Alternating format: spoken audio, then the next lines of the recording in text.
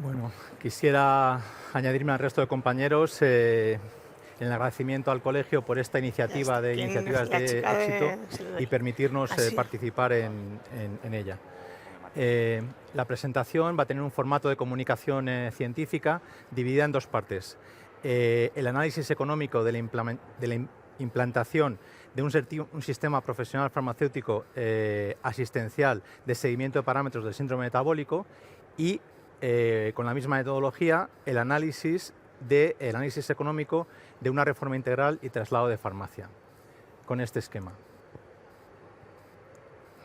¿Por qué el síndrome metabólico? El síndrome metabólico consiste en un conjunto de anormalidades metabólicas que aumentan el riesgo de enfermedad cardiovascular y diabetes tipo 2.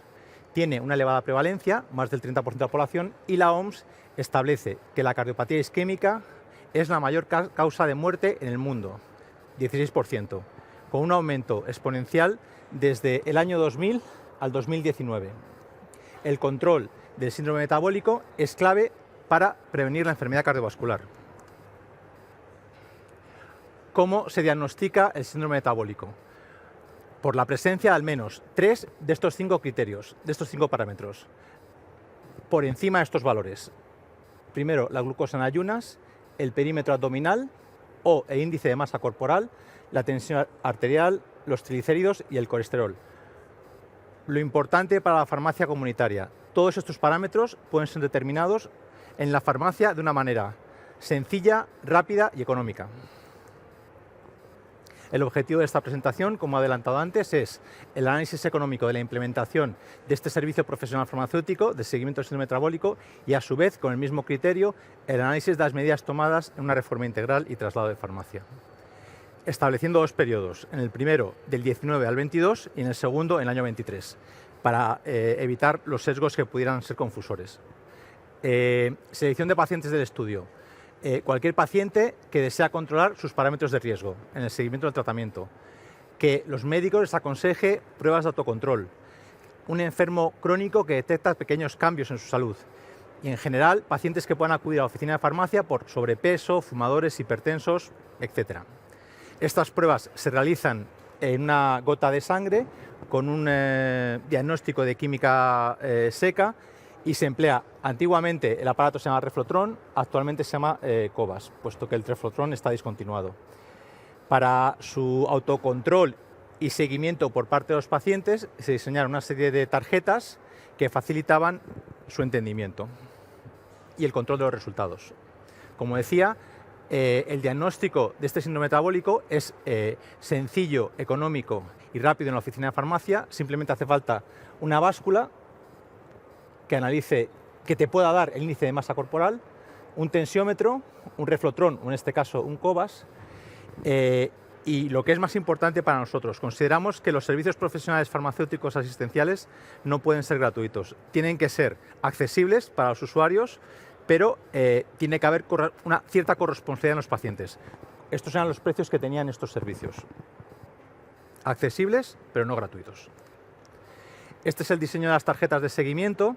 Establecíamos 3 grupos en función del riesgo con un código de semáforo, es decir, verde, valores considerados normales; amarillo, valores que requieren del consejo y del seguimiento del farmacéutico, que son especialmente valiosos en este caso, y aquellos valores elevados que directamente necesitan el seguimiento de su parte de su médico, sobre un ciclo de 5 pruebas.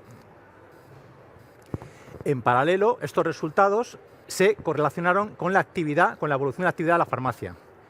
¿Cómo? Mediante la recogida de datos en la aplicación farmacéutica Pharmatic en el periodo 18-22 y la normalización de estos datos con el estudio de mercado de la farmacia española en el periodo 19-22. En cuanto a los resultados, se entregaron 219 tarjetas. Estas tarjetas es muy importante mencionar que son anónimas, personalizadas pero anónimas, sin posibilidad de trazabilidad de los datos del paciente. El servicio fue demandado por un 55% de mujeres y un 45% de hombres. En cuanto al seguimiento, el 96% de los pacientes iniciaron el tratamiento, iniciaron el diagnóstico, el seguimiento, el 27% lo continuaron y el 7% finalizaron el ciclo establecido en las tarjetas de 5 pruebas. La prueba más demandada fue la toma de tensión, seguida el colesterol y la glucosa. Estos gráficos muestran el incremento tanto en la facturación como en el número de unidades de todos aquellos medicamentos relacionados con el síndrome metabólico en el periodo 18-22. Insulinas, antihipertensivos, diuréticos, agentes betabloqueantes, bloqueantes de canales de calcio, sistema renina-angiotensina y modificadores de lípidos. En cuanto a la correlación con los datos económicos, la farmacia se normalizó. Nuestra farmacia se normalizó puesto que es una farmacia media dentro del análisis de IQVIA de todas las farmacias en España. En cuanto a facturación promedio, tiene un promedio de facturación similar en cuanto al ratio entre la facturación de medicamentos y venta libre. Durante este periodo de estudio, las operaciones aumentaron en estos años, exceptuando en el 22, y la facturación igualmente aumentó, ya normalizado con estos datos publicados por IQVIA. En cuanto a la segunda parte del estudio, el análisis de la reforma y traslado de farmacia se realizó sobre la base de 4 criterios. La implantación de estos sistemas profesionales farmacéuticos asistenciales, como el síndrome metabólico, e inicialmente hemos añadido SPD, la eliminación de barreras arquitectónicas que faciliten la accesibilidad universal, esto es súper importante, la innovación de la mano de la robotización, también ha sido clave, y la autogestión de las jornadas laborales por parte de los trabajadores y el incremento de la gestión en cuanto a los procedimientos y los protocolos en la farmacia.